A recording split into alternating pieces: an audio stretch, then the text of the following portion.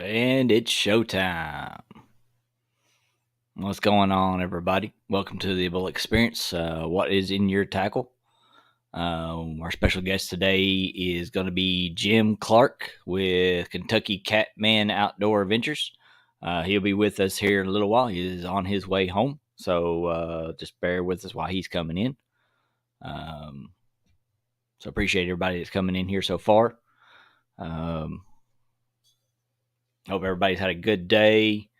If you've been out fishing or whatever, just glad everybody was safe today and are here tonight and to enjoy a good show with us here and also with Roger and Muskrat later on tonight.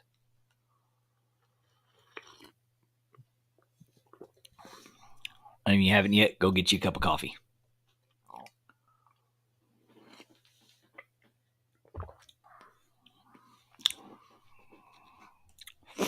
We got 3 people in the house right now. What's going on, everybody? CVA, Mike Sampson. What's up, Sampy? Mike's fishing home. Downtown Ernie Brown. What's going on, brother?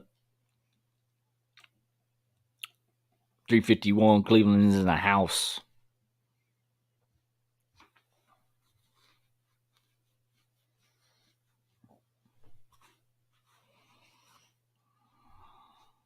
We're just waiting on Jim. He said he'd be about 15 minutes late.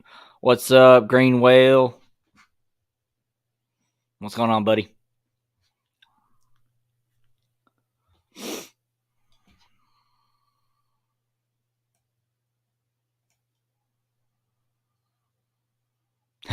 Not a lot here. Tired and cold. It was chilly, a little chilly today. But it's going to be better tomorrow.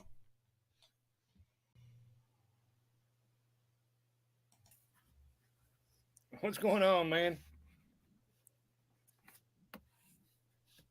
Can you hear me? Yeah. It's kind of low, but yeah, we can hear you. Let me see if I can figure out how to adjust it. Is that any better? Yeah, it's good. There we go. All right. What we've been up to? As usual, work. I know that feeling. I was rushing to get home this time. Oh, you're fine. I just told him that you'd be about 15 minutes late. I wonder, can you see chat in this, or do I need to put it on my phone or something? Oh, there it is. Either way, whatever you want to do. I can see it here now. If you try to look on chat, if you try to look at the comments or whatever chat on while you're streaming right now, it's going to block your camera, so you're not going to see me or anything, which is fine. It's not a big deal. Can you see me? Yep, I can see you perfectly. I can see the chat over here on this side now. Okay. So, Mike Greenwell, Ernie Brown. Yep. We got 6 people in here. They're going to start rolling in here a little bit. Everybody's just not getting off work. There's Michelle. What's going on, Michelle? It's all mine. Damn it. Yeah, I'm out of fluid. That's why. Oh, me. So you been doing any fishing lately, or? I hit, I went fishing Thursday for my 500 subscriber thank you live, basically. Yeah.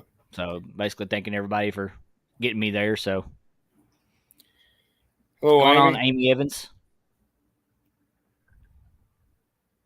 So I did that, and I've hit the creek a few times trying to catch some creek fish. Well, I got a new position at work, and I've got my territory goes from the West Virginia, Kentucky border to the Mississippi, Kentucky border. So I'm staying pretty busy. I ain't got time to do much of anything. Oh, yeah. I understand. The only reason I'm able to even do it because my wife and child go out to the farm. So when they go out to the farm, I get to be able to go fishing. I heard that. A buddy of mine, he just got a farm, so I'll be out there working quite a bit. And he's got a nice 3-acre lake on it. So there you go.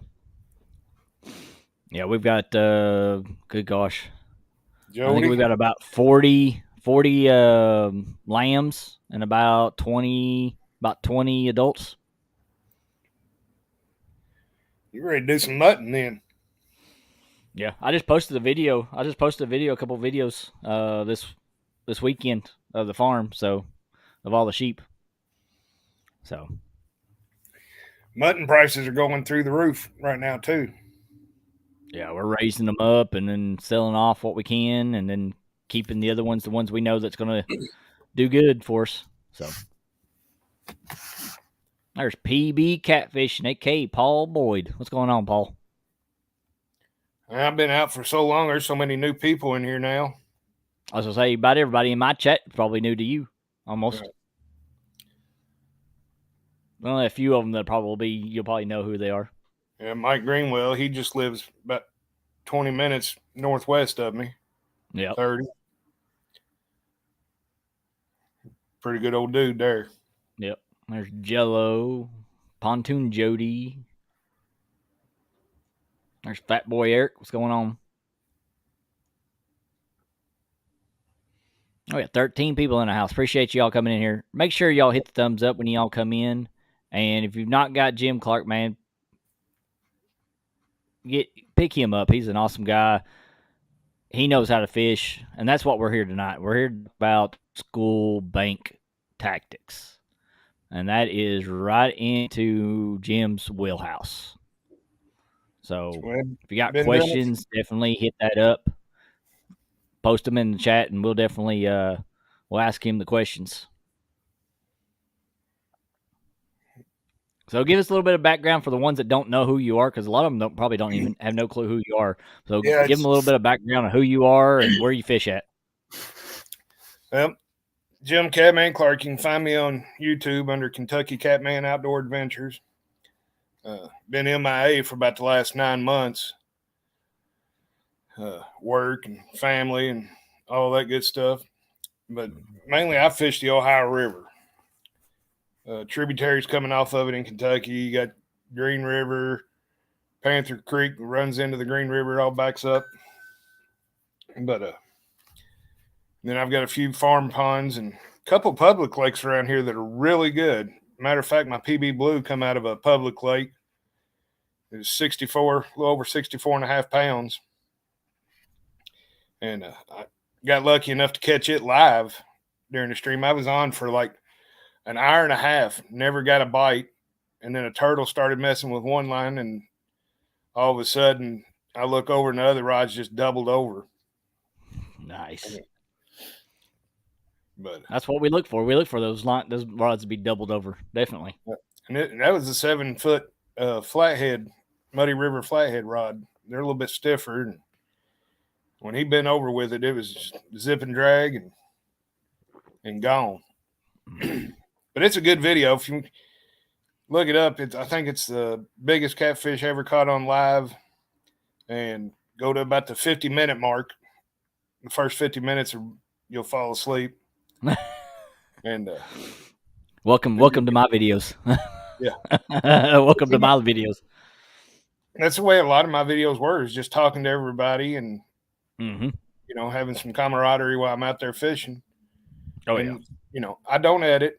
99% of my videos were all live, you know, and it shows you what fishing is. It ain't a 15-minute video reeling in 15, 20 fish, because I can't edit. So if you want to see me catch 15, 20 fish on one video, it's going to be like a 48-hour video. Yeah. Yeah. Yeah. I mean, I think mine are 3-4 hour long, and I think I've caught one of them. I caught it at like almost 3 hours into it. So you got to sit there for almost 3 hours just to even see my first fish. So. But no, I mean, you're just talking about old school tactics. I've been using the same thing since I was 10 years old, going with my dad and granddad.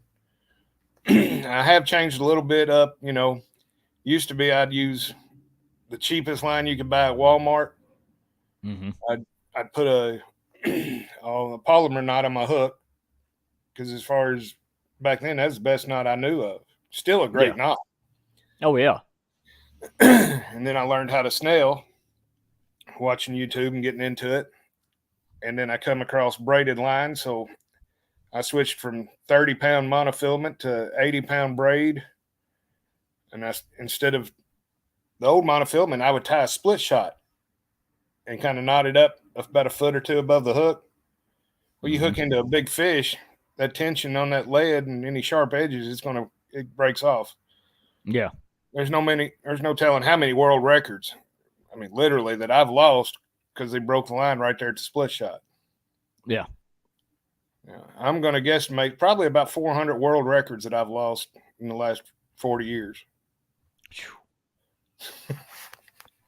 I never seen them, so I can say that. Yeah. Yeah, you never know. I mean, especially the pull on them and stuff like that. I mean, how they're pulling that drag and stuff. I mean, you know they have to be heavy fish. Yeah. Well, I mean, if it hits a sharp spot in that line on that monofilament, because I think it's called Omicron, or that's COVID, but it's the cheap line that you can buy at Walmart for $1.75. Yeah, I think I know what you're talking about. Yeah, and that's all I've ever used. Because back then, I didn't have money to go out and buy string and trilene and all that. Yeah. And I mean, it could have been a 2-pound fish that broke me off, but I've caught 30, 40, 50 pounders on the same setup. Yeah, but they never broke you off. Yeah. Yeah. But in the years, I'll use the 80-pound test braid, and I'll go down to barrel swivel with a 50-pound monofilament leader. Usually anywhere from depending on which lake or river. If I'm fishing in the river, it's usually a 10 to 12-aught hook. If I'm fishing in a lake, I'll usually go down to about a 5 because there's more chances of catching channel cats that way. But that's all I use. I mean, I've had demon dragons sent to me. I've used them a couple of times. I mean, I'm sure they work, but fishing the banks of the Ohio, if there's very much current, it's going to pick your line up and take it right into the bank. And yeah, and then there goes that setup. Yep, there goes $5 dragon and $1 hook. What's going on, Danny Stone, Chrissy Brown? There's Ricky from Solo Texan. There's Nate.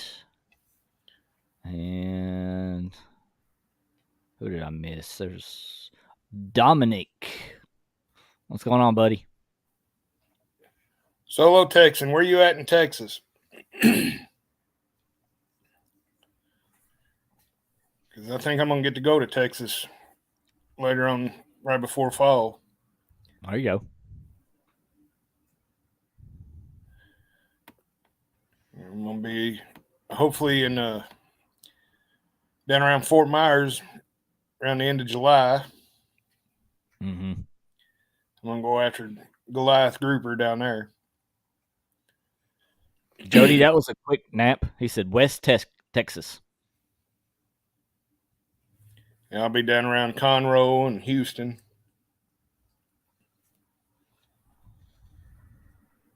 There's Pork Chop. What's going on, Pork Chop? Yes, Jody. Biggest flathead I ever caught was 68 pounds. And actually, the story behind that one is the best day fishing I ever had in my life. Next to taking my girls fishing, but just me out. It was exactly 1 year after my dad had passed away. I hadn't fished since he had died. And on the day he died, I thought, I'm going to go fishing tonight and set a pole out for him. And I ended up catching 16 flatheads. The smallest one was about 40 or 14, and the biggest one was 68, and several of them were in the 40-pound range. And that was all in a period of about 6 hours.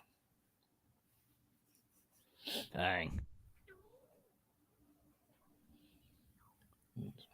But now you're lucky to catch any decent-sized flatheads around here because of the commercial fishermen. Yeah. There's hoop nets every 300 yards in the river now. Oh yeah. Every bin's loaded up with hoop nets. Mm-hmm. Yeah, we just dealt with J Dog. J Dog's gone fishing. That's what he dealt with not long ago. They had that area where he's at. They had it strung out there too, and it was ridiculous how long it was just sitting there. The commercial fishing, they just don't care. Nope. And I think the game warden we had here was padding his pocket because I know he pulled up on a boat one time, and I know they had over 4 fish, well over 30 pounds. Mm-hmm. And they were just sitting over there laughing and going on and giggling and carrying on. Ricky says Conroy is about 9 hours from him. He's way on West Texas. Mm-hmm. Yeah, I think he's on the other side. Yeah. Toward New Mexico, that side.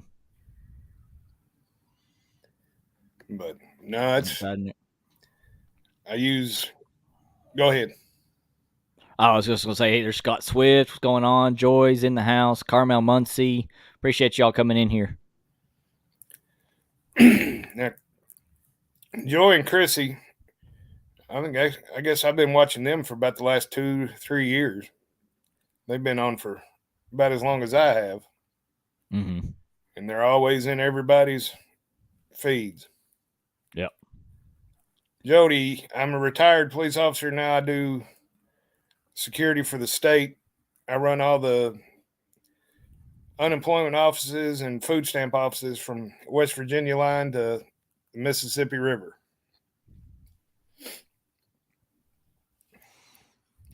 You couldn't pay me enough to be a police officer on the street anymore.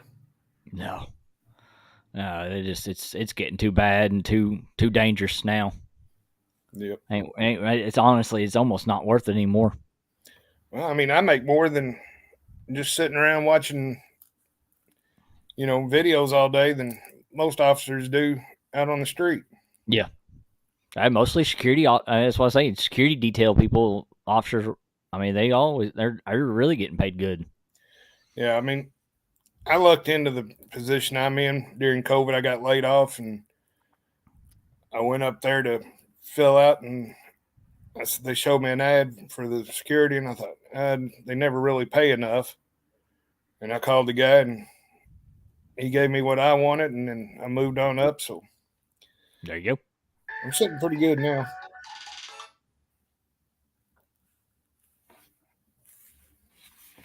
Daggone market tellers. Yeah. I had one earlier I was messing with. That one's from Washington State.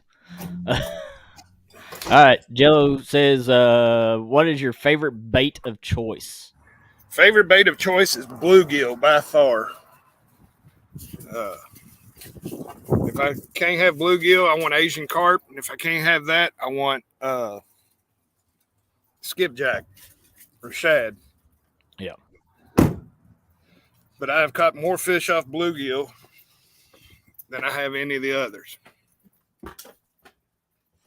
I get them about the size of my hand. Mm-hmm. And people say, well, you got to put them on there live. I have never caught a flathead off live cut bait. And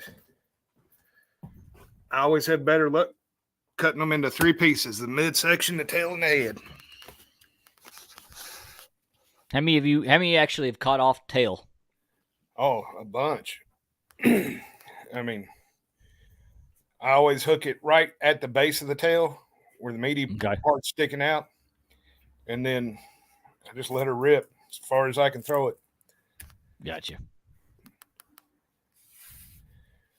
Yeah, Solo says there's some excellent fishing around Conroy, Lake Conroy, the Lake Livingston, and 2 of the best lakes in Texas. Yeah, I'm hoping to hit Conroe while I'm down there. There's Lance Makuga, our Hawaiian fisherman. What's going on? I'd like to go out there and go fishing with him. Get in some mahi and catch a tiger shark. But that's what I'm planning on doing down in Florida this year. I'm going to shoot for some Goliath grouper, and then There you go for snappers in season. I don't know if it's in season at the end of June or not. Lance said he's actually in Wisconsin. Well, what the hell? It's cold up there. Ain't no mahi mahi or tiger sharks, I guarantee it.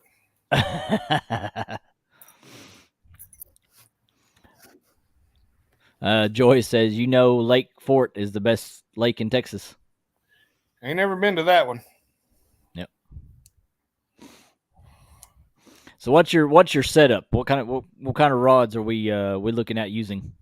Okay, my rods that I use now, back in old school days, and I'd still take one of them just as soon as I would any of the rods I've got right now, is an Eagle Claw. Yeah. I fished 11-foot Eagle Claw rods from the bank for years. Never had a problem with it. Never had one break. Since I got into YouTube about 3 years ago, 4, I got talking to people, and I ended up getting some. I got the second or third Chris Flores Blue Cat rod that was made that he put out. Mm-hmm. Yes, really like it. Then I've got 2 of those. I've got 2 flathead rods from Chris Flores. I got about 7 or 8 Big Cat Fever, medium heavy and heavy action rods. Mm-hmm. And then my daughter, for those on here that know her, K-Bug, she's got a Black Horse Custom from Lyle Stokes that she got for Christmas last year. Nice. Yeah. She's got more expensive stuff than I've got. But the good thing about buying her that expensive stuff is Daddy gets to use it too when she's not around. Yep. Now, the Black Horse, I haven't used it because she hasn't got to use it yet. Yeah. She's got to use it first. She's got to use it first. Yep. But then, like when Absolutely. I'm fishing for skipjack and stuff like that, I just use a little ugly stick GX2 with, I think I've got 12-pound braid on it, which is like a 4-pound mono equivalent. Mm-hmm. And put my worm on a hook, no bobber, no nothing, just throw it out there and let it free float down. And usually I get all I need. Oh, yeah. Jody wants to know, does your daughter have a YouTube channel? No, she's just on mine. She kind of grew up with us, the last few years. And her and Lyle Stokes are good friends. She's been on Catfish Weekly 2 or 3 times. Mm-hmm. Dad hasn't been on there once. Does that mean I actually have you before Lyle Stokes did? What? Yep. I've never been on Catfish Weekly. But I have to say, me and James Smith we did talk that you actually were his first guest on his show when he started bringing guests up. Yep. First live show that he did with guests. About, I think you said, what was that, about 9 years ago? Oh, no. I ain't been on there that long. I was okay. So it's probably been about 4 years ago. Oh, 4 years. Okay. 4 or 5, yeah. No, who's got connections, Mike? Me or Jim's got connections? If you're talking about me, I ain't got no connections. I just happen to know Jim for since I started this. Jody, I don't. She does. She sets me up every time we go out fishing because if it wasn't for her, half the time we wouldn't catch anything. She's the real fisherman of the family. Yeah, I've seen some videos. She's got some good catches, definitely. Yeah, and she ain't scared of nothing. She catches a snapping turtle or whatever, she'll reach down and grab it and get the pliers, get the hook out of it. It makes me think I was taking her home to her mom's one night, and when you go into her mom's neighborhood, you go down this little dip, and there's a big green field on each side, like a power line right away. And there's this big Suburban sitting there, kind of a champagne color. This guy's Mhm. arms were like, where's the camera? They're huge. I mean, they're like 26-inch biceps. He couldn't even put his arms down. And he pulled over to the side of the road and he's standing there looking. I said, I seen the turtle. I said, did you hit it? He said, no, it's crawling. He said, I'm trying to figure out how to get it off the road. And before I could say anything, Kate done opened up the door, jumped out, grabbed this turtle by the tail, took it over, threw it in the ditch, come and got back in, and he's just staring with amazement, at this little girl gets out and grabs this big turtle. And had a good looking blonde lady in there with him. I don't know if it was his wife, his girlfriend, or sister, or what. Yeah. He was getting back in. I rolled Katie's window down and I said, buddy, I said, I think you just lost your man card. Yeah. Yeah. The lady in his truck, she was just a giggling and a laughing. Scott, I know you're lying through your teeth right now, saying that I'm a great fisherman. Psh, I ain't no great fisherman. Nothing. I tell you what, Kelly. I try. That's it. That's all you got to do too. Everybody that's in here that picks up a rod and reel are the greatest fishermen on earth because they get out and they enjoy it. Mm-hmm. It doesn't matter if you're catching 2-inch bluegill or 100-pound blue cats. Yeah. I remember you were talking about not fishing in a while and then picking up the rods and stuff like not long after your dad passed away. I did that when my uncle, not my cousin passed away last year, and I did a tribute creek fishing for him because he loved getting out in the creeks. And I think that night I pulled in 17 fish out of the creeks. Wow. I've had some nights like that here. Yeah. We got a creek called Panther Creek, and whenever it starts backing up from the Green River and you catch it on a slow rise, you take, a bluegill and just put a piece about the size of a quarter on a number 5 hook and throw it out there. And you can catch 3 and 4 pound channel cats, I mean, just as fast as you throw it out. Mm-hmm. And get back to Jody's little comment. She said that she said, glad you're on the show. She said, I didn't know you, but I will definitely now. So yeah, that's good. This summer, it's been about 9, like I said, it's been 9 months since I posted anything. But I'm going to try to start posting some more, and it's going to be more than just fishing, turkey hunting, deer hunting, squirrel hunts. I'm looking at buying a Pulsar thermal for my AR. So I'm gonna try to do some night coyote hunts. I was gonna say you can come down here and you can hunt all you want. Yeah. I'll put you out on the farm. You can hunt the coyotes for us. We'll take them out. Yep. What's going on, LG Bass? What's going on, Tom? Next month I'm going on a hog hunt here in Western Kentucky, so I'll probably video it too. Our Sunfish Assassin, welcome in. We got 27 people in the house. Appreciate you all coming in here and hanging out. Make sure you hit the thumbs up, share it out. Don't forget to hit that link that's in the description for Jim, and make sure you over there and hook set with him, guys. You won't regret it. Definitely. I've not since I've been around this community for the last year, little over a year, and I enjoyed Jim's content.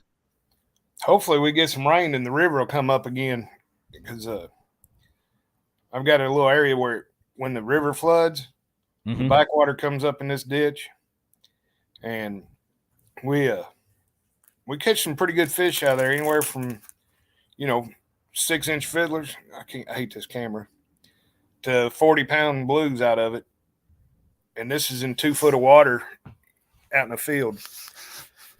And the little ditch that runs through there, if you fish right in the ditch, it's about 10 foot, 12 foot deep. Yeah. And there's a culvert that runs underneath it and underneath the road, and it'll start a whirlpool on one side. And when it does that, those Asian carp get up there and they try to fight that current. And them things will jump straight up on the road. As long as you got your dip net handy, you can grab one real quick and have all the bait you could ever want. There you go. Yeah, you need to try to grab me some and cut it up and freeze it and bring it down here the next time you're down here. Yeah, I mean, well, you wouldn't have any around Somerset and stuff. No, we don't have nothing. Yeah. No. What's going on, Jesse? Outdoors Addiction. There's Buck Williams coming in, Mike Irvin, all that fluff and stuff. What's going on from Australia? What's up, buddy? Crikey. There's Big Slim 91. What's going on, Big Slim? I don't think I've ever had anybody from Australia. I've had Germany, France, Israel, Malaysia, and then I had one guy from Argentina in my feeds. There's Dominic said he got you. He's linked to you and now, so he's gonna said awesome catch. So that means he's been in there and he looked at some of your stuff already. Yeah. I don't know if you know Justin's Fishing Fetish and Gabby. They came down and we were going over to a little lake I call a Turtle Lake because 9 times out of 10, if you're getting a hit, it's a turtle. Mm-hmm. And we were going over to catch some bluegill for bait to use in the river. And Justin says, I think I'm just going to throw a catfish rod out just to see if we get anything on it while we're catching bait. We weren't there 3 minutes. I mean, literally less than 3 minutes. Yeah. And you heard the drag on that rod just zzz, and I've got the video of it. And Gabby got over and got on it. And it was 45 pounds. God. Yeah. Yeah, Gabby's a sweetheart. She really is. She's the sweetest little thing ever. There's Aaron from Catfish Regulators. What's going on, man? Him and Tom down there, they're killing it on there down on the dock down there off of Gaston. Dominic, we're at in Kentucky. I'm in Owensboro. If you're anywhere close to that, we'll have to hook up and go. I know him and Danny's supposed to be getting together over there. I think over toward the land between the lakes area. Yeah, Paducah. That's about 2 hours away. Yeah, I may be down there next week. I've got a site down there that I'm going to have to go visit.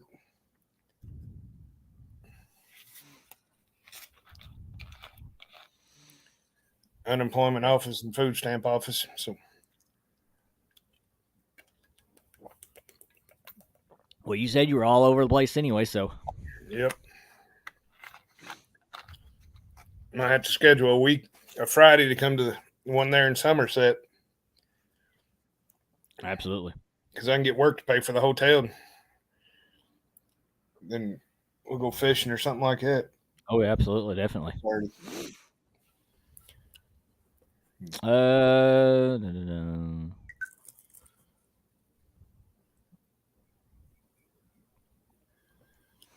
Dominic said they're going to be fishing in Kentucky Dam this Saturday. Buddy of mine's been down there tearing the skipjack up. He's been catching skipjack left and right. Get a sabiki rig, and it's got the little loop on the end, little metal ring on the end. And he puts a white Foley spoon on the end of it. And he tears them up. Yeah. Well, actually, I think he's been fishing Pickwick. He lives down in Tennessee. So he's around all of them. Well, there you go. Dominic says he didn't mind traveling. Yep. But, you definitely like to meet up on that one, definitely. Yeah, Dominic, if you're down at Kentucky Dam this weekend, get you some jigs and throw out there about, half ounce, and you'll catch some Asian carp. You'll snag into them. Throw a rattle trap, anything with a treble hook out there, you'll snag one. It'll be the best fight you've had in a long time. But time you get them in, it'll be good bait. Yep. The best thing to do if you want to get something for bait is you take a 5-gallon bucket with you, and as soon as you get them in, you cut around the tail and cut it off and hold them up, hold the tail down in, and blood will just pour out of it like you cut somebody's head off. Mm-hmm. And then you take it over, and I've cut the fillets out of it and cube it up in about 1-inch cubes with the skin and everything. And it once you put a hook through that skin, it ain't coming off. Yeah. Yeah, that's some of the toughest skin I've ever seen on a fish. And just let it cut those cubes up and then throw it in the bucket with the blood. There's Miss Tanya Hollis. What's going on, Tanya? Let's see. All right. Ricky says, Jim, are you working in level 3 security with CCTV? He used to do that also. No, I don't have any closed circuit. It's all open lobby. I mean, you've got people coming in wanting unemployment free money, and yeah, these people that haven't worked in 3 years thinking they're still needing unemployment because they worked for a temporary service one day. Yeah, and they get pretty irate. I've had to escort several people out and call the police. Yeah, Dominic said he was fishing with Rustic a little while back, and he caught a 55 blue out there. Good Lord. There's some big fish down at the dam. That's for sure. Yeah. Oh, yeah. All right. Let's get into what we actually wanted to get here and talk about. Let's talk about some old school tactics on the bank. So when you're coming up to a spot, or let's go before that. What do you do to prepare yourself to go out to find a spot? If you're doing especially with like the old school tactics. If I'm fishing the river, and I'll find around here, I mean, on the Ohio River, every county's got a river road that runs right down the side of the river. I'll drive through there and I'll get out and I'll just stop and look. And if there's like a rock outcrop or something sticking up, it creates an eddy. You can look at the maps and see, like Google Earth, and find places that's got drop offs. And then you just drive down till you find a place where you can get down there to the bank that you don't have to, throw your line over a 20-foot cliff down in the water. Yeah. And then fish up in there. You won't get into the deep water, but you'll be on that ledge hanging down there. And I mean, it's all just looking for the structure around the banks of the river. Mm. Boat ramps. Boat ramps are some of my favorite places to fish. The bad thing about it in the summertime is you got to wait until dark when all the recreation guys get off, or else you got to reel your line in every 10 minutes when somebody's coming in or going out. Yeah. But I've caught some monster fish on boat ramps because they drop off, they go out about 15, 20 yards in the water, and then they drop off to nothing. Mm-hmm. See, around here, it's pretty much what you're going to be able to fish a boat ramp around here. You got to wait until everybody's completely gone, because around here, especially down here in Somerset, you got game wardens. Their game wardens are all over the place right now. Yeah. They're all sitting right there at the docks and all that stuff. So, and they all have posted, you can't fish around the dock and all this stuff. So you really have to wait until they're gone. Well, I mean, the ones I fish at, they're all state owned. Okay. They're in the river. There isn't a boat ramp out there on the river unless it's on private land that says you can't fish it. Yeah. And see, like I know you're familiar with Burnside Island. There at the boat dock ramp, they have signs that says you cannot fish around the boat dock at all, around the ramp. Nope. Now, what lake's that on? That's Lake Cumberland. Lake Cumberland. That's the Cumberland River there, going through. Huh? Because if it's owned by the Department of Fish and Game, it's owned by you. Mm-hmm. So I don't see how they can put the signs up there. I guess. Now, if there's a dock, an actual boat dock out there that's owned by the county or something like that, they can tell you not to be fishing on it just because of people, bringing their boats up. And yeah, there's just that one there's that one that everybody ties up to where they can get out and go get the truck and back up. Yeah, they're that part, but they've got it all. The way their sign says is you can't fish anywhere from the ramp around that dock area. Huh. Yeah, but you can go over into the rocks and fish, but you can't be standing on the ramp or on the dock. But you can go Oh, out in the rocks beside them. not me. I pull right down there on the boat ramp, about 2 foot from the water sideways, so my truck, I know it ain't gonna roll into the river. I use the holes on the back of my truck as rod holders. If somebody comes in and needs to load their boat or whatever, Mm-hmm.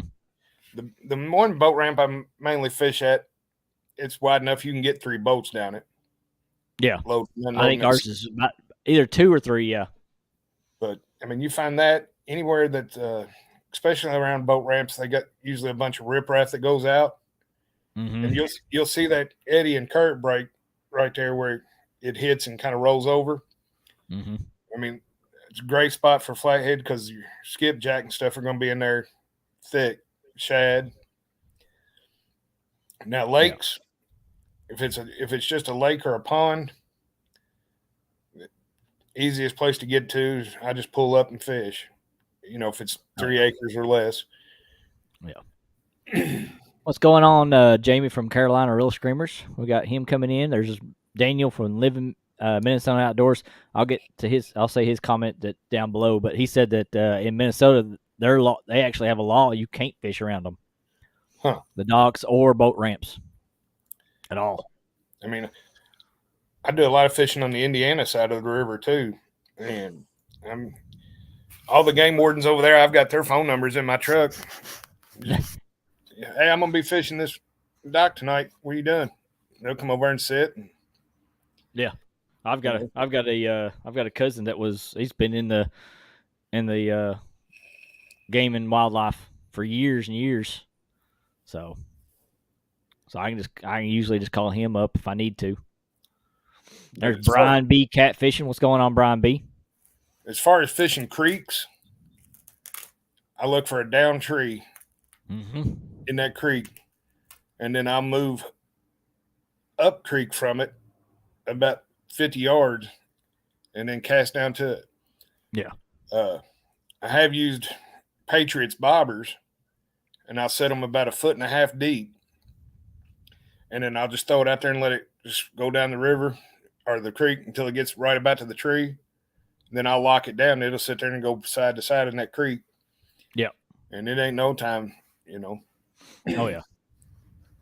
There's Tara Blackburn, Catfish Queen. That's J Dog's wife. She's in the house. Let's see. I had Dan Thompson come in here.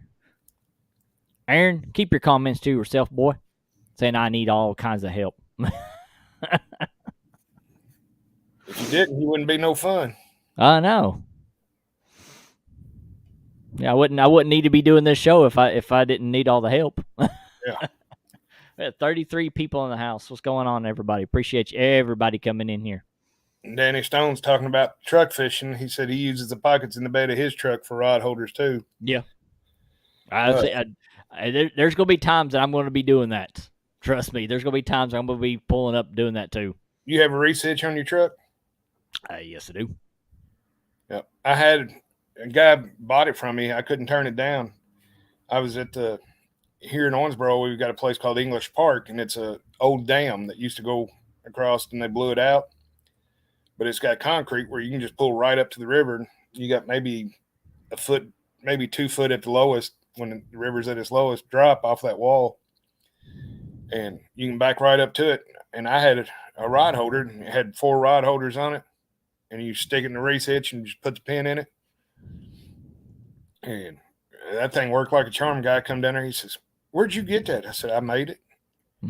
He said, "Can you make another one?" I said, "Yeah, I probably could." I said, "Probably not going to." He said, "I want one." He said, "What do you want for that one?" I said, "Oh, you ain't got enough money to buy that." He threw $200 bills down on the tailgate of my truck. He said, "Will that bite?" I said, "Let me get my rods out." Sold right on the spot. Yep. Yeah, I know, Daniel. I know we can't fish around here. Yeah, that's definitely against the rules. What's that? Swimming around boat launches. Yeah, down here you can't do that around here. Shoot, they'd rip you up out of that water as quick as you even got in it. Maurice Cason, what's going on, buddy? Maurice is another one that's been around for a long time around here in the community. Yes, he has. And he's put some fish. He's put some fish up too. And Maurice is one of them. I can honestly say is an actual brother. I consider him family, and I mean he's just a great all around guy. We've only got to meet in person one time, but we've talked on the phone many times. Oh yeah. You won't meet a finer fellow than Maurice Cason. Oh no. No, I've been keeping up with him and his wife. It's been just making sure they've been okay and everything. If they need anything. Got 35 people, wonderful people in the house today. Oh, Mike Irvin, he's been around for a while too. Yep. There's Quiet Man Curse. Appreciate Quiet Man. Now, back in the old days, I will tell you, I used to fish pay lakes quite a bit back in the day. But back then, I didn't know any better. I was 13, 14 years old, and my uncle said, "You want to go fishing?" I was all for it. And what part of the Ohio River? I live north of Indy and grew up around Madison in the summer. Do you know where Evansville, Indiana is, Bugman? I'm about 30 minutes east of Evansville, Indiana, right on the Ohio. All right, Daniel. See you later, man. Go have some fun with the family. Wonder if he's going to do roller derby. I don't know. That'd be nice. Yeah, I'd like to videotape that. If you're all doing derby, yeah, I definitely want to see some of that. Because I know your wife's going to whoop your butt. Oh, Mike Fishing Home. He comes up with some stuff on there. I've been watching him. Yeah, he's every time you make a comment, he's got to pop that in there. Mike's a good moderator. He really is. He's been sharing your link out the whole time with something a little quirky saying. See, I think it was Bugman that was just asking me that. Yeah. Yeah, I'm right 30 minutes from Mike Greenwell. We're 30 minutes away, and we've still never got to meet up or anything. Brian B. talking about the wind being so bad it blew his hair off. And another one, anybody that needs rod holders, go to Home Depot or Menards or anything, and you can buy the 1/2-inch rebar. Don't get all thread, because I tried that too. All thread bends too easy. But get 1/2-inch rebar. The pieces are cut already about 2 foot long. Yeah. Then you go to your local muffler shop and ask them for scrap pieces that they cut off about 8 to 10 inches. And maybe for $10, they'll weld up 10 rod holders for you. Just make sure you put that rebar at the top of it. That way you can beat it with a hammer if you're in some hard ground. Yeah. Yeah. And they'll last you forever. I've got probably 10 of them in the back of my truck. Mike's Fishing Home. He goes, "Yes, sir. I do what I do. I'm like Popeye. I am what I am, and that's usually a good thing." But no, that's the only rod holders I've ever used. I've never bought any of the name brands. I mean, yeah, Steve that Douglas. gives me an idea, because I mean I do have a muffler shop here, so I mean that gives me an idea to just get my own homemade rod holders. Yeah, I mean I can weld them. I can weld them myself. If you can weld them yourself, you just go find you some rebar or even some 1/2-inch rod. Yeah. And there's Justin Fishing Fetish in the house. He's an old school fisherman right there. Just old.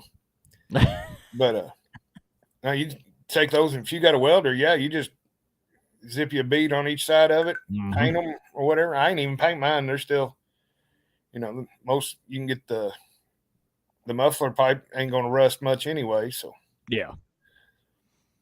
Oh yeah. And I mean, there's all kinds of auto shops that I could take them to, and they'll do it for free for me. Yeah, easily. So I know almost every one of them around here, and some of them are family, and some of them are just I've got to know over the years. So Yeah, I mean, but if you're going to do like 10 or so of them, I always give them some cash. They probably wouldn't charge me anything, but they're Oh yeah. taking time out to do it for me real quick. Oh yeah. Absolutely. Justin used some of my rod holders when he's down here. So I'm trying to see. I'm just old Clark.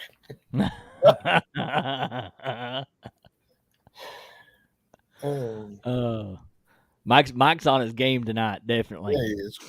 Yep. Angle iron and muffler pipe works good. Yep. Lance Makuga. Yep. Yep. If you're, and the angle iron works good if you're in softer soil. Yeah. And If it's hard, I'm not softer soul. I'm rocky soul. yeah. If you're real rocky or Mm-hmm. real hard in the summer, it's going to be a pain in the rear to get that angle driven down in there where you can sharpen the point on that rod or rebar, and it goes in a lot easier. There's Mike Sampson, Mr. Sampy, in the house. Andy, We just had him up a week or so ago, a couple weeks ago. Had him up on the show, hanging out. yep. Justin, I was just telling him about Gabby's 45-pounder out of Turtle Lake. Well, speaking of Justin, hey, if you want to jump up and hang out with us, you can.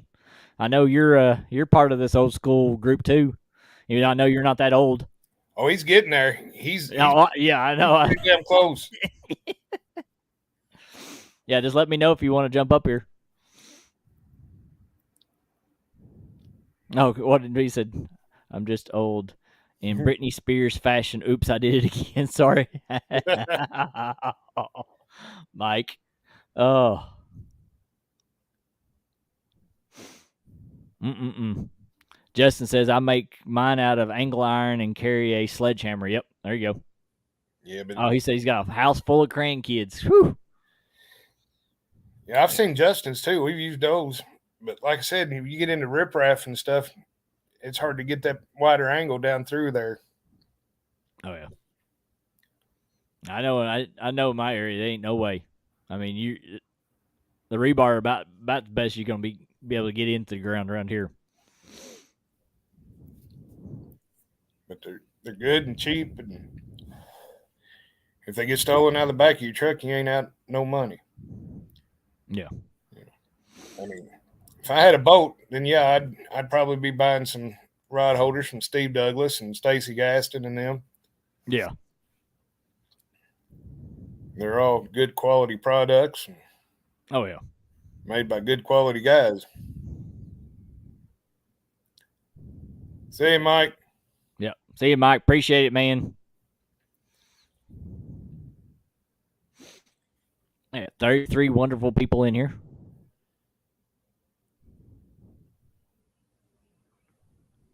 All right. Terry, I was wondering where J Dog was, but Terry just said he was driving, so. All right, what we talked about how to read, how to look at the spots and stuff like that. Now, when you get out there, we were talking about just doing simple stuff. Are would you suggest just what size hooks? Again, it depends on where you're at. If I'm in just a lake where I know there's going to be some channel cats and stuff, that's the majority of what you're going to catch, I'll drop down to a 5/0. Mm-hmm. If I'm fishing in Ohio, where there's no telling what the hell you're going to have jump on there, and you want bigger fish, I use bigger baits and anywhere from 10 to 12/0 hook. Gotcha. And and if you're getting hits and they're not taking it, cut it down. Cut your bait in half. Go down 2 sizes on your hook. Go from a 10 to an 8. Yeah.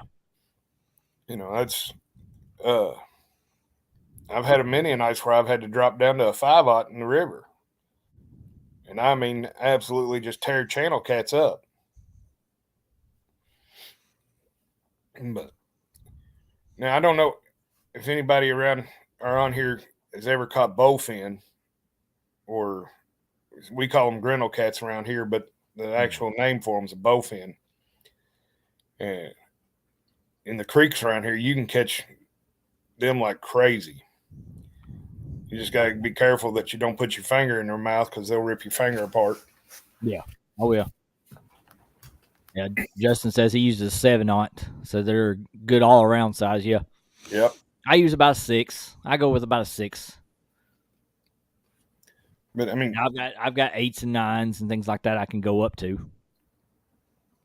the biggest hook I've ever used, I think it was a 20/0 or 25/0 hook. Whew. And I was using about a 12-inch round skate like a Stingray, and then had a 1-pound egg sinker on it. And that's the biggest I've ever used. What were you going after? Goliath grouper. Oh, okay. I was going to say, for a 25 aught 25 aught hook, man. Phew. I mean that it's. I hate this camera. It's a Oh good. yeah. The shank's a good 6 inches. Phew. Now Jody says a 10/0 Charlie Brown circle hook. It's her favorite. Those are good hooks. Justin says I caught one in Lake Wiley last year, and Richard was scared to touch it and called it a T-Rex. Richard's Pretty our buddy much. Richard. He's scared of everything though. You catch an eel or something like that, and he'll scream like Gabby. Now, Gabby probably wouldn't scream though. Yeah. But Mike Sampson right there, Eagle Claw 7/0 hooks. I believe Mike. I know the Walmart here still has them. The silver Eagle Claw circle hooks. Cheap, and they're awesome hooks. I have never had an Eagle Claw hook break on me. Yeah, I've been using Team Catfish. Yeah. That's what I've been using. Actually, I think Team Catfish are made by Eagle Claw. All right, okay. Yeah. That's all I've been. It's just, I mean, I'm one of those because I mean the way I do my show and it's the way I preach is simple, cheap. I mean, not cheap, but I mean they're not the cheapest one out there, but I mean they're good. Is a good brand hook. Yeah. And it's something I can afford, so that's what I go after. I've got a link I'll send you later. Okay. It's wholesale hooks, and you'd be surprised how many people rebrand Eagle Claw hooks. Dang. They buy them in bulks of like 5,000, Mm-hmm. and then put them And in their own repackage pack. them. Yeah. Dang. Because that, in order for the hook to say American made on it, Yeah. if it says it's an American made hook, it's an Eagle Claw. It is the Gotcha. only hook that's made in the USA. Gotcha. Because there's none of these small guys out here. Well, I'm not going to say I know for sure, but 99% positive there's none of them out here that's got the money to buy a machine to make hooks in that quantity that they can sell them. Well, there's John from Small Water Charters. What's going on, buddy? So they're on a crappie charter right now. They've already got 21 in the boat. Man, that's awesome. I'd love to be out there on that. Oh yeah, if they've got 21 in the boat, they've hit it good. They're hitting it good then. You know, John, we want pictures. We definitely want pictures. And video, definitely. Back about a year ago, there was all kinds of drama and stuff going on in the catfishing community, which there's always, I guess, some. Well, I got fed up with it, and I ended up making another account and calling it Cat Busters. Mm-hmm. And there was only about 6 people that knew who I was. And James Smith, because I put on there that I was from North Carolina and I fished these different places. And I found a barbecue joint not too far from his house. And I put the pictures of their menu on there. He's like, I know that place. I've ate there. He said, who is this? And when I told him who I was, if he could have reached through the phone, he'd have smacked the shit out of me. Mm-hmm. So for those that are in chat that were around at that time, here's the man behind that one. You got me stumped there for a long time on that one. I had no clue who it was. I had a bunch of people. Brandon Enix. He kept Yeah. calling me. Do you know who that is? I said, man, I have no idea. I said, but I love him. He's got to be a super great guy. Oh yeah. Oh, at first we all thought it was like somebody just trolling us. We really did because I think few of people were getting ready to block you completely out of chat and everything. I got blocked out of several chat rooms in that one. But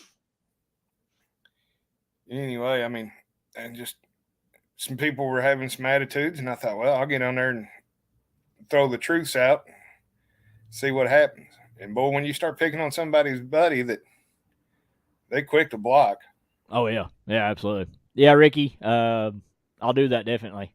He's wanting me to share out that link as soon as you send it to me.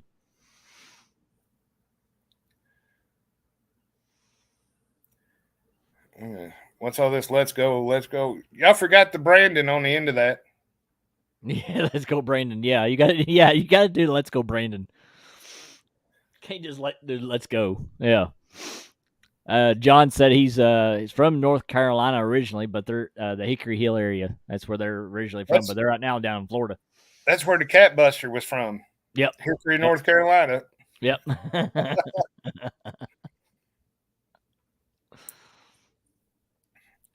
And I'd find pictures online of people like crappie fishing and stuff with about the same body look. And I'd always black out the face around the hat and stuff. So nobody would know who it was. They'd just see the background. And, yeah, you know, that's at Lake Hickory down by so-and-so's boat camp. Yeah. Aaron says that's because North Carolina rules. There's that instigator. Yeah. Well, you know, Kelly, that every church in the United States has a phone that you can call God on, and they're all gold. And it costs you $10,000 a second to call heaven and speak to God. Until you get to Kentucky, then they're all black. Yeah. And they said, how much is it? And you just tell them it's free. Well, how's it free? Well, it's a local call, son. You're in God's country now. Yep. Absolutely. I've heard that my entire life. Yep.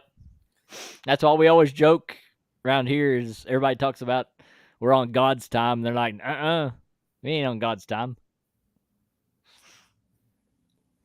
Danny says, I have 7 YouTube accounts and 5 of them are in this chat right now. See if you can find me. Danny, no, you don't.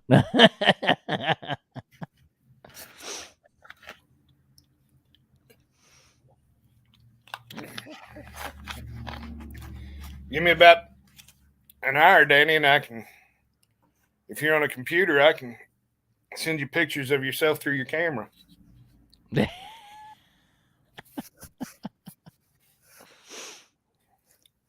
That'd be hilarious.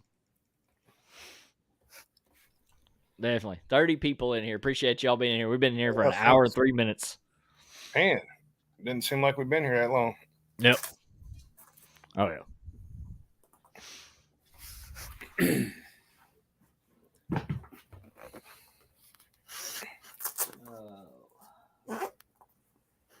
So what's all them banners back there behind you, Kelly? These are, well, most people, I don't know, I've not really talked about it much. Let me move this out of the way. Well, you know, I got the American flag back here, but these are all my stickers. Everybody that sent me stickers. And it's on a replica of a NASCAR hood from Monster energy drink. 10-4. I like it. Yeah, so I've set it up to where it shows right behind me, and I've got little LED lights all around it. So anybody that wants to send me stickers and wants to go on the hood. Go for it.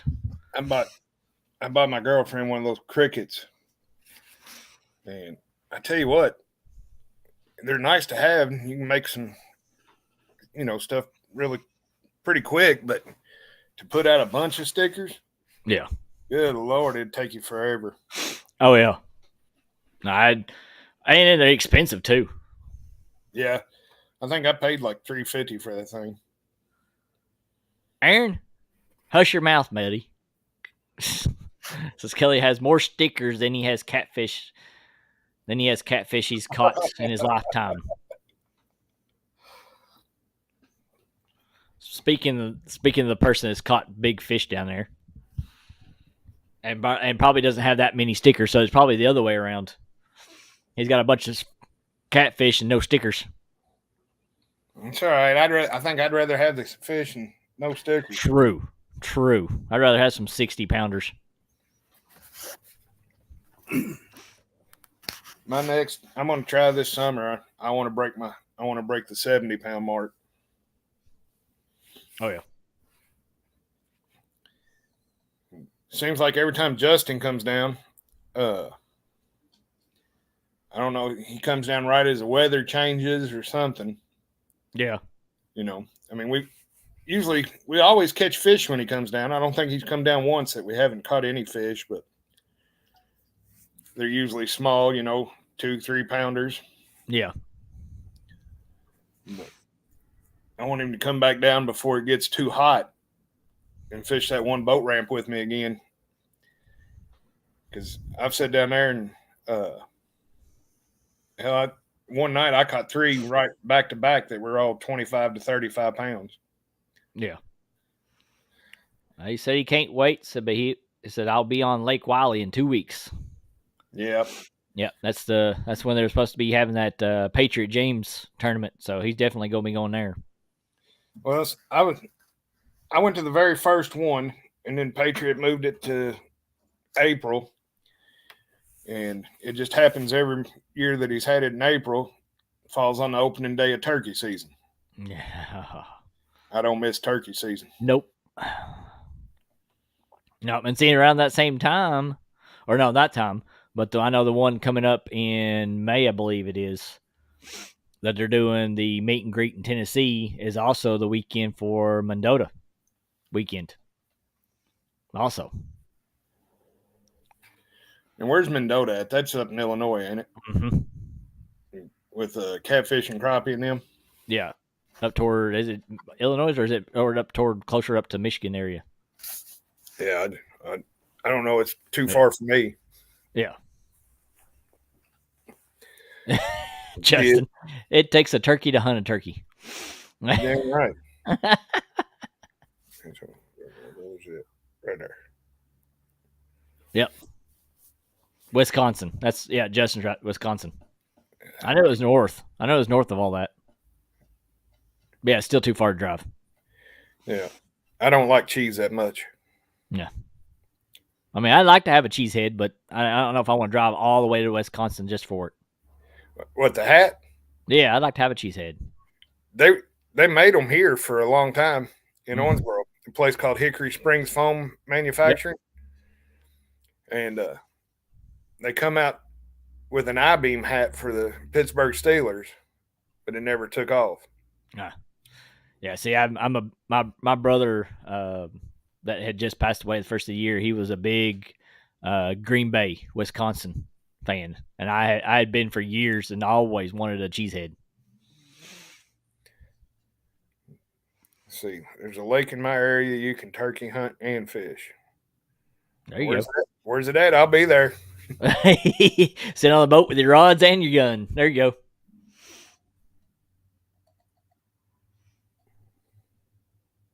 You've got one of the I-beam hats?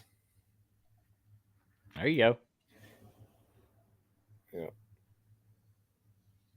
Lance is 2.5 hours from Mendota. There you go. See, yeah, I'd make the trip there. Yeah, if you're 2.5 hours from there, you better be there. If it's a 4-hour trip, I'm pretty good with that. Yeah. And then Justin and I, I mean, K&B anglers, Pop and Kevin. Yep. Pop and all them. Yep. Yeah. When Pop passed away, me and Justin and Gabby and K-Bug all went down for the service. And I believe we would have drove 14, 15 hours if we had to for that one. Mm. It was a 6-hour drive down. Jello says, I just ordered, because I have 2 just ordered them from the Green Bay Pro Shop. Go Pack Go. And Curtis, nobody asked you for your opinion. Or shaking his head at me. Yep. Hey, I was a Green Bay Packers fan way back then, back in the 90s when I was a teenager. 1994 is when I become a cop. I was 11 years old. 11 years old. Then I was 11 years old.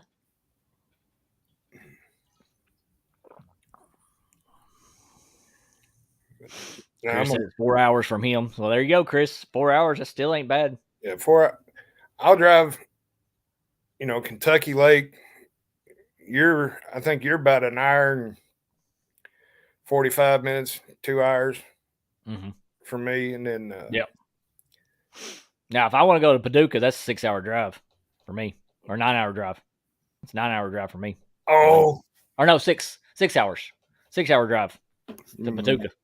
You're gonna make me get my phone out. Yeah, 6 hours to Paducah. Because let's see.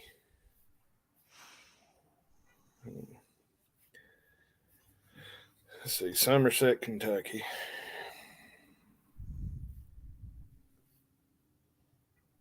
I know Wolf Creek Dam, I'm an hour drive from here. All right. It's 2 hours and 40 minutes from my house to Somerset.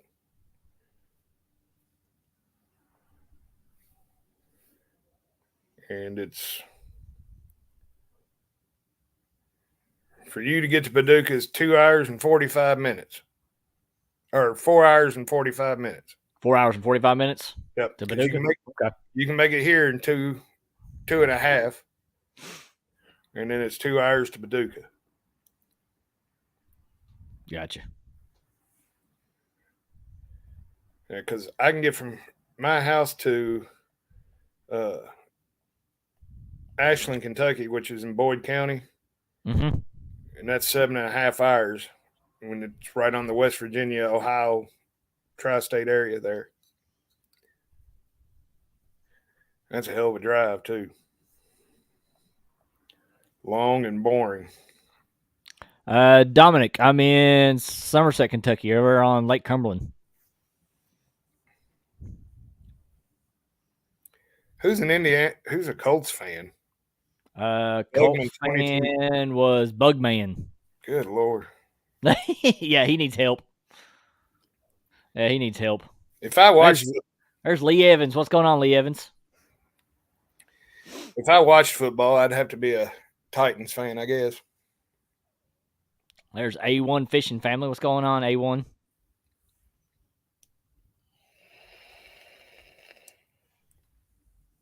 Yeah, the only bad thing for where I live, everybody's about either an hour to 2 hours or higher, longer for me to get to anybody. Yeah. That's the problem where I live. Everybody's over an hour to get to. I wish Justin had better places to fish up there where he's at. I guess we can meet on the Ohio down around Cincinnati or something, but... Oh, yeah. I don't know about Cincinnati and Newport and all that area. Too many people get shot up in there now. Yeah, I don't know if I want. I mean, if I'm on the lake, that's fine. If I'm on the river up towards Cincinnati or whatever, that'd be fine. But I don't know if I want to be actually on the Cincinnati side, actually trying to fish. Now, I was in St. Louis last weekend, and we drove from the hotel to a restaurant that night to eat, and I seen 4 definite drug deals going down right inside the street in the middle of the day. Yeah. I mean, well, Dominic, we all don't get to choose where we get to live. This town was chosen for me. So it's where I was born and raised. It's where I met my wife. It's where I've had my family. So I'm pretty much stuck here. Now Tim's your brother, ain't Yep. he? Chesapeake. Yep. Mr. Chesapeake Bay Catfishing. Yep. Yeah, I just had to talk to him yesterday. Sat there and talked to him for about 45 minutes or so. Now he works with military stuff, doesn't he? Yeah, I want he to works for Jacobs up there in Aberdeen, Maryland. Yeah, I'd love to work up there. Yeah, funny story is they actually came to him. That's the thing. He didn't go after them. They came to him. No kidding. Yeah, they came to him before he even retired from the military. That's the cool part about it. Yeah. Yeah, my little girl was talking about it yesterday. My little girl said she wants to go up there and play. She thinks it's play. She gets to go there and play with toys. I would love to go up there and play with some of those toys. Yeah, the proving grounds. Especially some of the toys that they deal with there. Yes, you're talking about almost any kind of tank probably that's ever been made. It's probably sitting there. Well, yeah. I mean, that's where DARPA uses to test a lot of their stuff. Yeah. Oh yeah. And the fun part of it is what he tells me is like it's every scenario you can think of. It can go from the hottest deserts to the coldest, snowy, icy climates. Wow. Yeah. And they can be able to test their equipment in those areas. I was like, ooh, talking about just like an all around just playground. You got areas that are just pure sand dunes. You got areas that are just rocky areas and stuff. Yeah. So, Danny says I was stationed in Aberdeen, Maryland in 1984.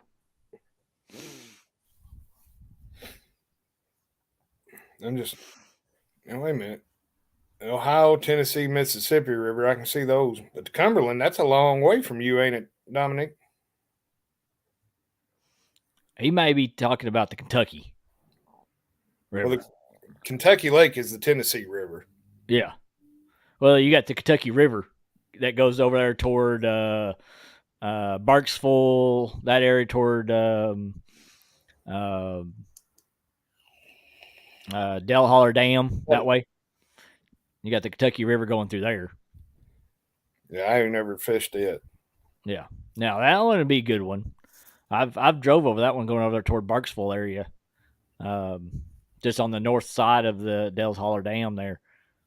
It would be a good one. I think it would be. He said Barkley Dam is the Cumberland River, which that's what I'm on too. I'm on the Cumberland River too, which is basically Cumberland Lake Cumberland.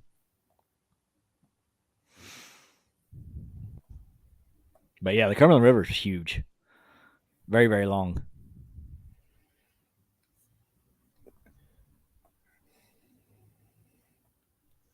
Yeah, like I said, I ain't never fished it yet. I fished in Barkley. Yeah. Yeah, Barkley Dam is Cumberland River. Yep. Yeah, that's one of the dams off of Cumberland River. Yep.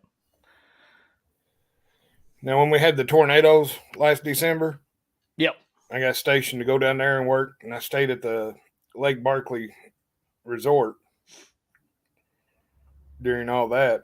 I tell you what, man, seeing all that stuff in person, TV didn't do it any justice. Oh no, it didn't.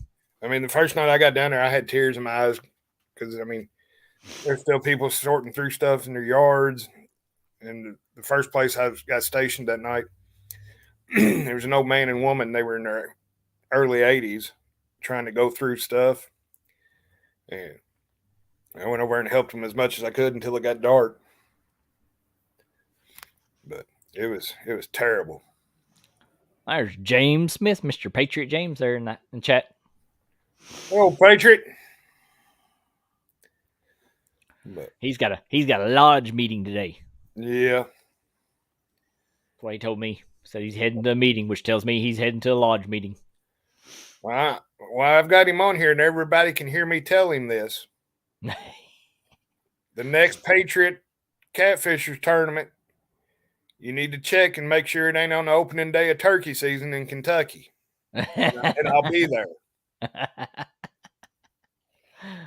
There's Mr. John Parker. What's going on real time? All right, Ricky. We'll see you later, man. A good one, Solo.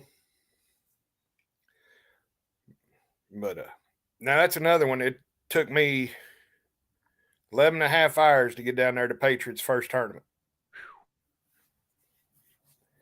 But I tell you what, it was probably one of the best trips I ever made, and I made some lifelong friends down there. Oh, yeah. I made. What I've been hearing. Go ahead. It's just like CatCon. I honestly wish if it wasn't for everything coming up the way it did, I wish I could have went to CatCon this year. Yeah, this is the first one I missed. I didn't go this year. I went to the very first one that they had at the marina, and then the second and third one were at I can't think of the name of the hotel convention center. And then the fourth one I went to was at the expo center where it was at this year. Yeah. There's Grace fishing family was going on. Yeah, Justin's fishing fetish.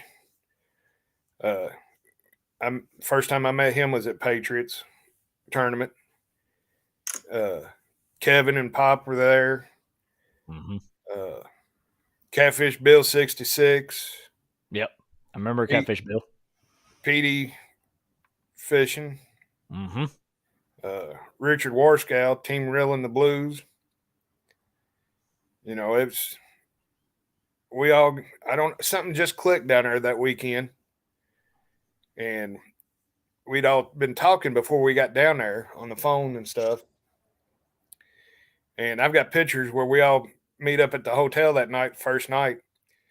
And it was in end of February, beginning of March. The first one was. I mean, it was freezing.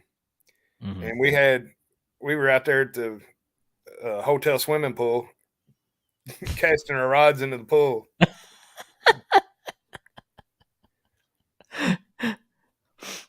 Justin says peel and drag. Get to meet peel and drag. Yep. Patriot James says we had a great time. Oh man. Yep. Kevin, K&B Anglers, he borrowed a boat from a buddy of his, and we got out on the water, and where the water runs through the coolant, it plugged up and it kept overheating and stalling out on us. Mm-hmm. Well, Patriot calls a guy named Richard Warskow. Yep. Never talked to him before. He come over there and helped us get the boat going and everything, and we all got talking. And I mean, now, any of those guys can call me up at any minute and say, hey, I don't get paid till Friday. I need $50 for gas. Can you send it to me? And within 5 minutes, we'll have it. Yeah. I mean, we've just, like Patriot said, we become a family. And yep. Of course, Jimmy and Rich and Petey, they all live in the Carolinas, so they're all 10, 11 hours away. Yeah. Kevin's in Georgia. He's 6 hours away. Justin's, 3.5 hours. Peelin's, about 2 hours. Well, he just moved, so he's about 4 hours away now. Yeah. And, but, you're not that far from Lake Wheeler, Alabama either. Mm-mm. You're only probably about 2.5, maybe 3 hours at the most. Yeah, I'd say around about 3 hours. Yeah. Yeah. Because I can leave my driveway and be at the Joe Wheeler State Park boat ramp in 4 hours and 2 minutes. Mm-hmm. And I love that lake down there. If you ever get a chance, man, you need to go. I'll have more time. Hopefully this next year, I'll be doing a lot more traveling. Yeah. So definitely. I think he was talking about January 10th, and then he said y'all drove home in the snow. Yep.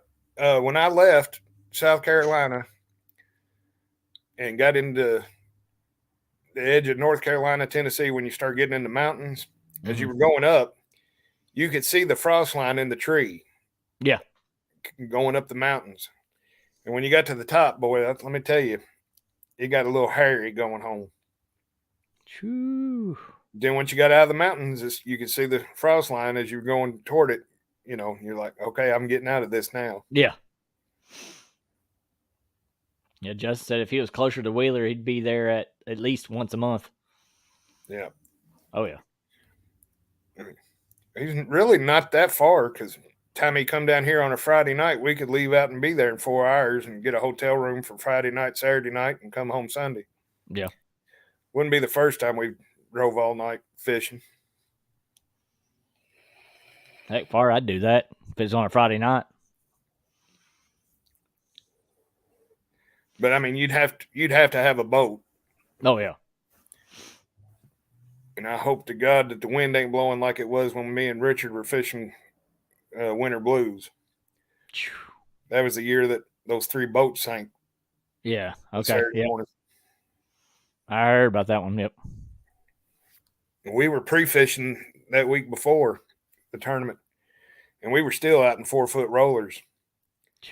I mean, you would had to have a 6-foot pry bar to pull my rear end off the seat. There we go. Jello. So, what kind of weights do you prefer from the bank? No roll, coin, pyramid, etc. Flat bank sinkers. Because I can put those on my sinker slides. They got the eye and they're still flat and they don't roll. Mm-hmm. I mean, if I wasn't going to use the sinker slide and put the weight on my line to slide up and down, I would use the no rolls. But I don't know, coins and all that. Pyramid in the Ohio River is a no-go. They'll get in there and get wedged behind any stick and rock and everything. And yes, Justin, I mean, I'm so old school, I have used spark plugs and nuts for weights. Or rocks. Never used a rock. Never used rock? No, I've used spark plugs and, 7/16 nuts and bolts. Whatever I could find in Dad's old junk drawer. Yeah, there you go.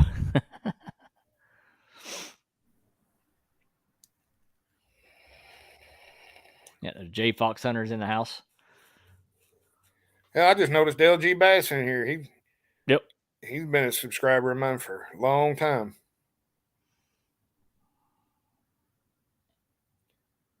But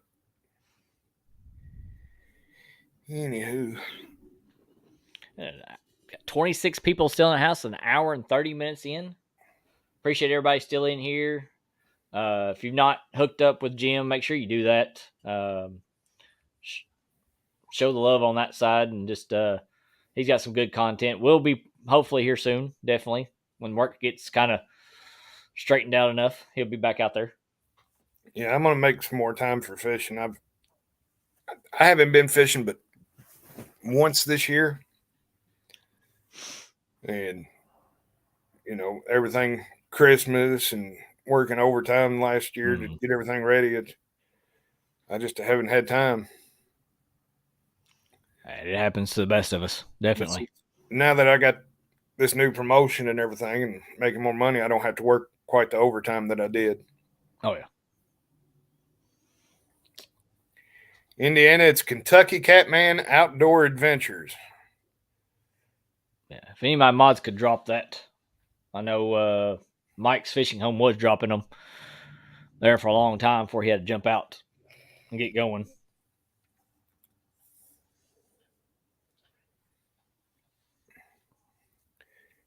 All right, James, I guess you're at the meeting, so we'll see you later.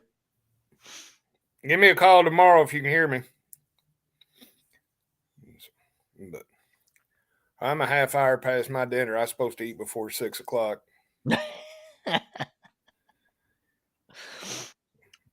had the wife bring me food home before she went to the farm. Yeah, it's always Taco Tuesday, so you know what I've got to have. It's not tacos, but at least I got to have Mexican food. Yeah, no, I think I'm gonna have breakfast. Ooh, that Trying to sounds lose good. some of this weight. I put on too much weight just sitting around through this COVID Yeah. stuff.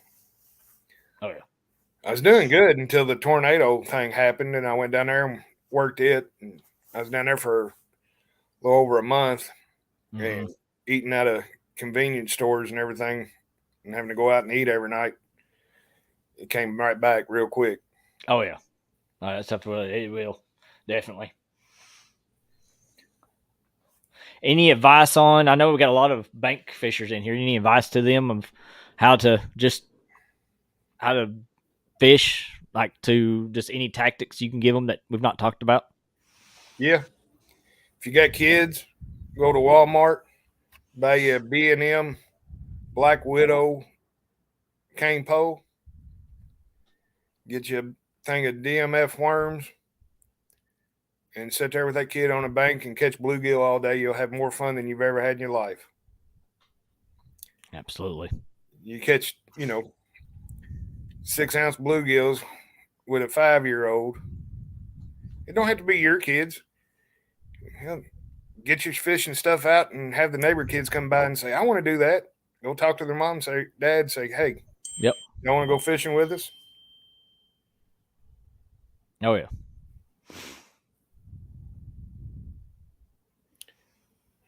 Definitely.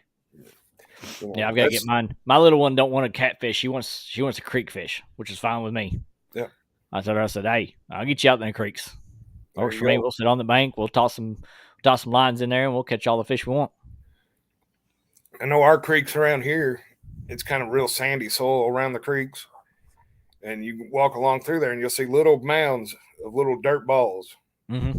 all over the place. And they're green worms. And whenever you stick a hook in them, they stink to high heaven. But you'll catch everything that's in that creek. Yep. Bullheads, grinnell cats, channel cats, bluegill, carp, everything that's in there will eat it. Mm-hmm. Absolutely, they will. So Gabby loves crappie fishing. Yeah, I mean, just the simple stuff. Yeah. Bluegill fishing, crappie fishing, something that's. I mean, just get them out there. I mean, that's our future in this sport. Because if they're not going to get out there and do it, then you might as well forget our catfishing when we get older, when we're gone. Oh, yeah. Ain't nobody gonna be out there anymore. But, I mean, that's like K-Bug. I've got her. She wants to go fishing all the time. She wants to hunt and everything. Last year, I bought her me. I bought me an AR-15. That's what she used to deer hunt with. And she shot it a few times and loved it. But now she wants me to get her a 308. So she says, I want to be able to lay on the bank or the berm hill and be able to shoot them all the way across the field. I got me a nice little 30-06 sitting in the safe. So 30-06, you can't beat them. No, they kick like a mule. Oh, well, I know. I've had my shoulder bruised. Oh yeah. When I first started shooting, didn't know how to hold it and handle it. I had a Winchester Model 70 featherweight 30-06, and that thing would beat the far out of you. Mm-hmm. Oh, the funnest thing I've ever done was my dad has a double barrel shotgun with the hammers on it, and got my one of my brother-in-laws to pull both hammers back at the same time and pull the triggers. Yeah, he never picked up a shotgun again. We were skeet shooting one day, shooting skeet, and I just bought a Mossberg 835 multi-mag, and a buddy of mine, he says, I want to shoot it. Well, while he wasn't looking, I stuck 3.5-inch magnums in it. Oh. And it about knocked him back. He wasn't ready for that. Yeah.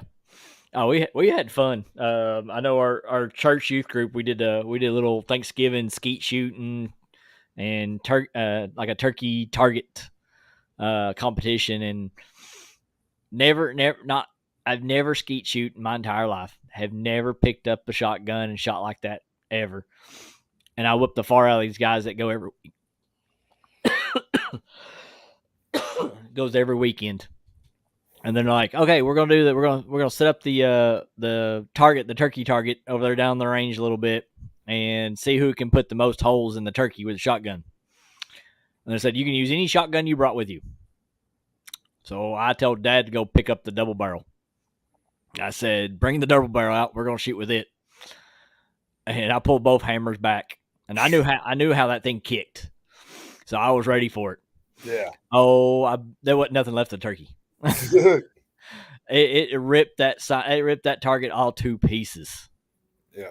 And they threw a fit. I mean, these are youth pastors and deacons and other teenagers. And they literally threw a fit because I done that.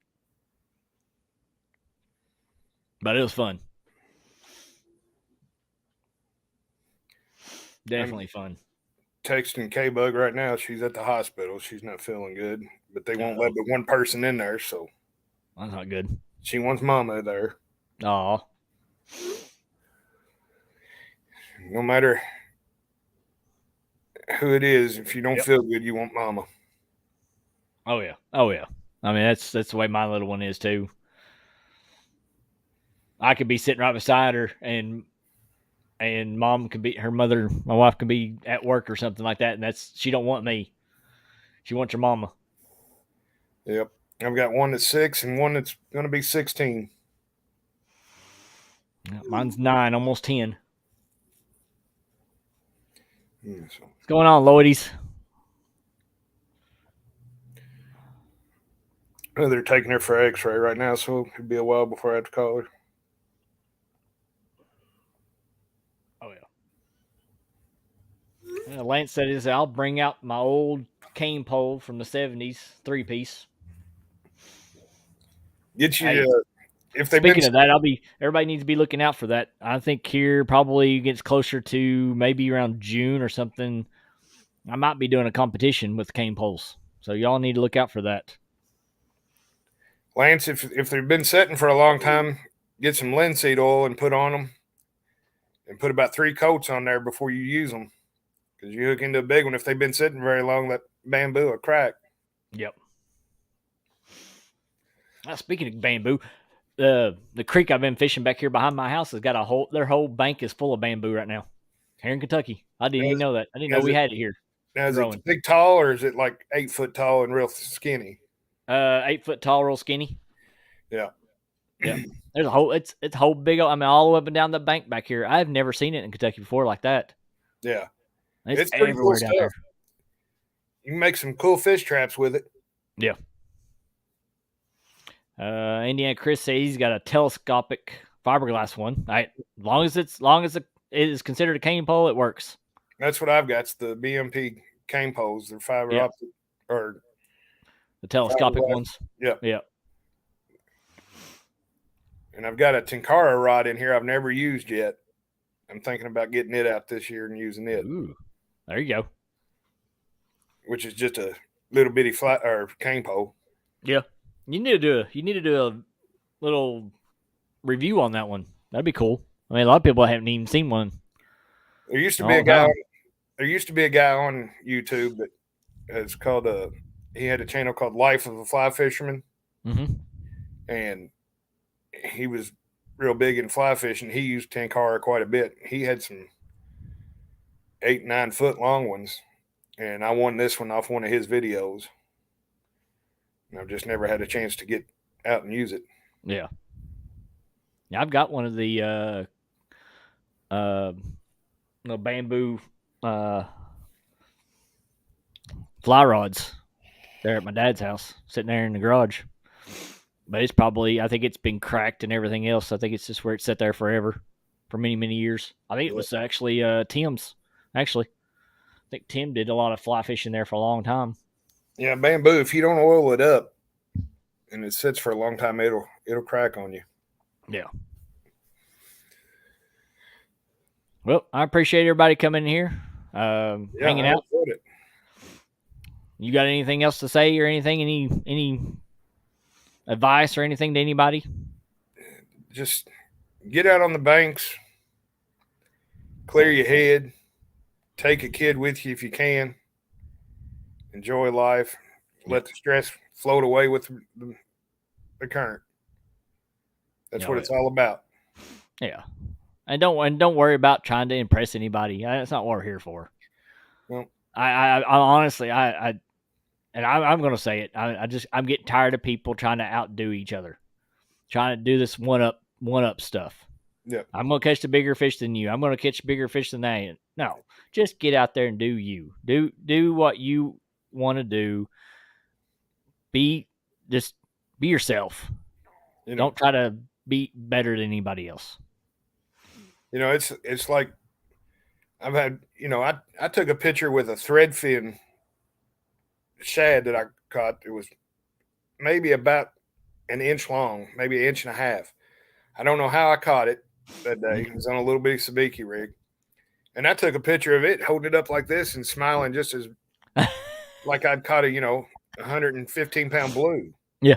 Oh, that's like the other day. I caught a sucker on a hook. Now, I mean, how many people can actually say they caught a sucker on a hook? Yeah, see, that's what I'm saying. There's very few people actually say they can actually say they caught one on a hook. Red horse suckers. They're going to say here in chat that I snagged it, but still, I caught it on a hook instead of using a net or anything like that. Yeah. So I've caught several of the big red horse suckers on night crawlers fishing for bluegill. Yeah. I caught it on a hand-tied jig. No kidding. Yeah. One of Lyle Stokes. You snagged that. Yeah. The thing is, I got him right. The weird thing is I got him right. It had sucked it in through its gill, and it actually was hooked in its lip on the inside coming out. Wow. So it would actually, when he was swimming by, he sucked it in through his gills, and it just hooked him right up inside of the lip on the inside. I'm seeing if I could find that picture. But I kept them. I kept them, and that's what I use for catfish bait. I won't go throw that thing back in there. Oh, red horse suckers is a great bait. Oh yeah.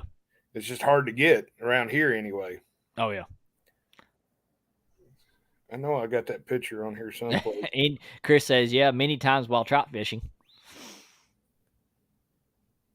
Yeah, I bet they would if you're using a heavier fly down on the bottom. They just suck it right up. Oh yeah. I mean, it's honestly it's hard. It's one of the hardest fish to actually get to bite a hook. Now I got a buddy that lives up near Louisville on the Indiana side. Yeah. And his little, I call them creeks because the water's always flowing. But he catches them in cast nets like crazy up there. But I must have moved that. Let's see if I put it in this one. Because that's one of Dominic and Tanya, anytime you all want to come over and fish with me, come on. I can't guarantee you'll catch a catfish, but hey, we'll have an awesome time. Yeah. Yeah, I can just barely see it, but yeah, I can see it. Yeah, it's so tiny. Yep. And it was caught in the mouth. Nice. But Kelly, I appreciate you having me on, buddy. Oh, no problem, man. All right, guys, we're going to get off here. Yeah, guys, make sure you hit that thumbs up, share it out. Make sure you hook set Jim and give him some love on there and give him some support to get back out there and definitely do some more shows and lives. Definitely miss it doing him out there. Make sure you go over to Roger Muskrat Adventures with Creo tonight. They're doing Bumping 101. So if you're interested in learning how to bump, they're going to be on there and they're going to be teaching you how to bump. That scares me. Them two in the same room talking about bumping. Oh, yeah, I know. Yeah. Yeah. Another good one there, Roger DeMitt. He's come down and fished with me and everything. Yeah. He's a great guy. Oh yeah. Lance says I never use linseed oil, but use tongue oil. Yeah, that'll work too. Yep. Linseed, tongue oil, Yep. rosewood oil, sandalwood oil. Oh yeah. But appreciate y'all coming on here. And as always end my show with asking my guests to give any advice to anybody that's new to the catfish community when it comes to tackle. What's your advice? Fish with what you can afford. Don't worry about anybody else having the best of the best. Because 9 times out of 10, $20 pole from Walmart's going to catch the same fish that the $100 poles that you buy online. Yep. Just fish with what you can afford with, have fun, and enjoy the scenery. Oh yeah, absolutely. All right, guys. Appreciate you all. We will see you all later on this week when I go live fishing. I don't know if where I'm going to be at this week, but we will be at live somewhere on a bank somewhere. The info. So, have a good one. all right. See you all. See ya.